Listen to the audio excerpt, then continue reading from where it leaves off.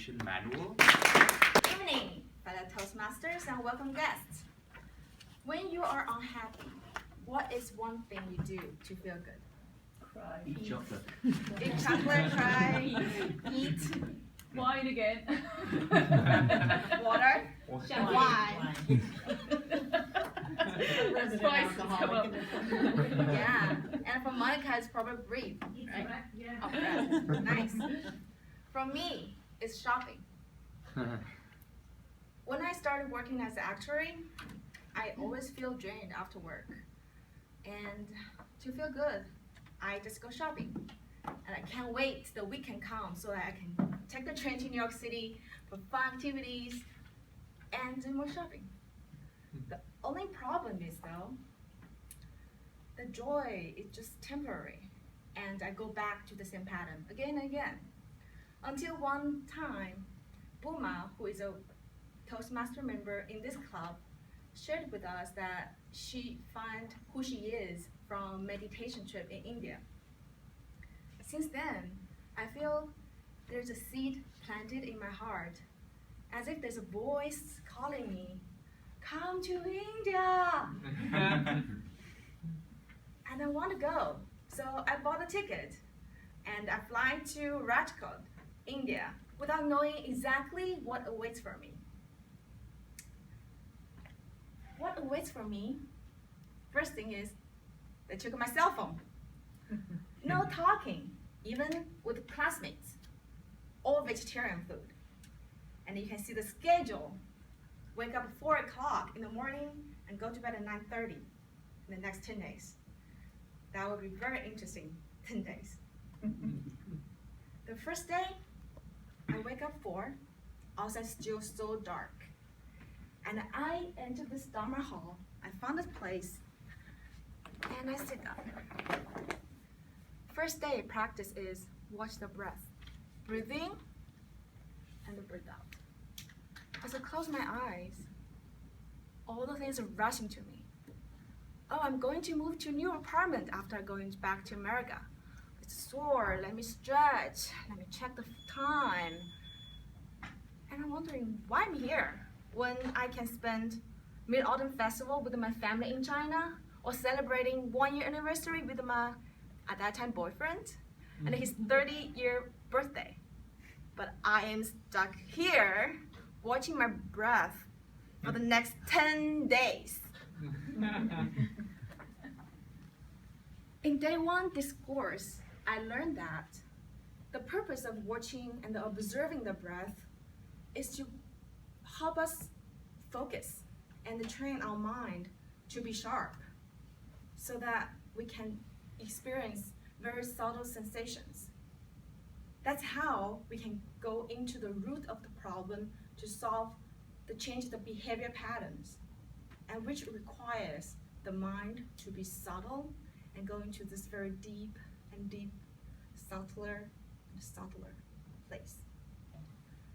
After knowing that, I made up my mind.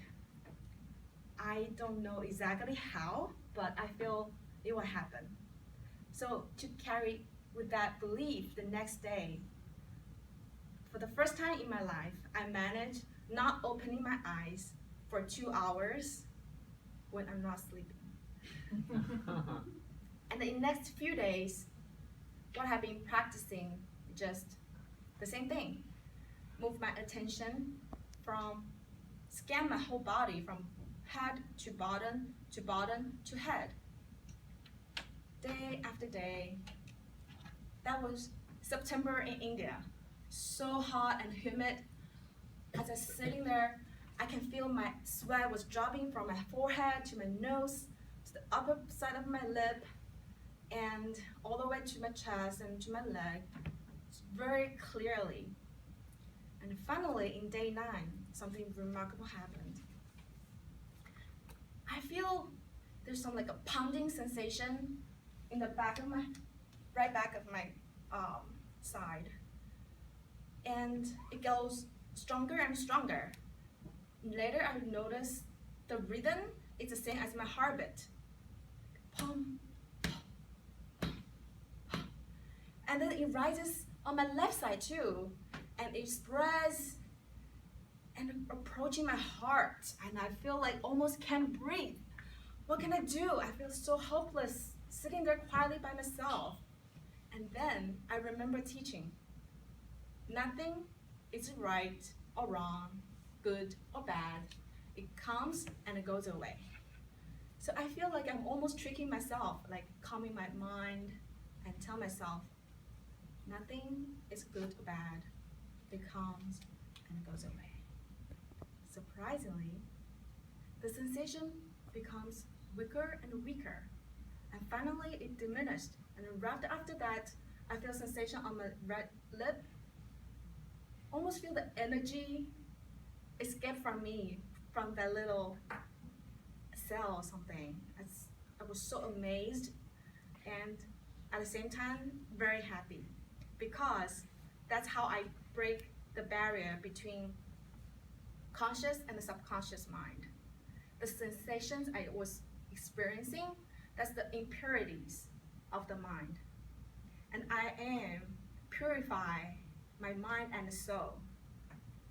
That is how I can change my behavior pattern from the root.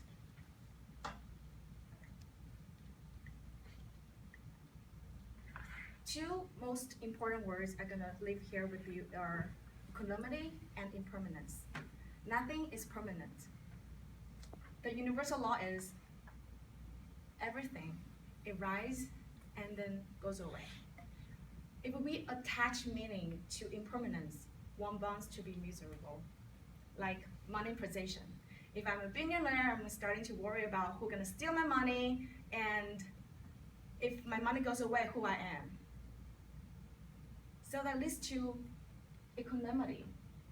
Nothing is good or bad. When you have that equanimity state, you will see everything outside you and the emotions, just like a river flowing in front of you, and then you will just observe it. So, if you feel interested in starting the meditation experience, I have a program to introduce you to, which is free, by Oprah and Deepak. You can find it online. I'm listening, it's only 20 minutes in the morning. And with that, thank you.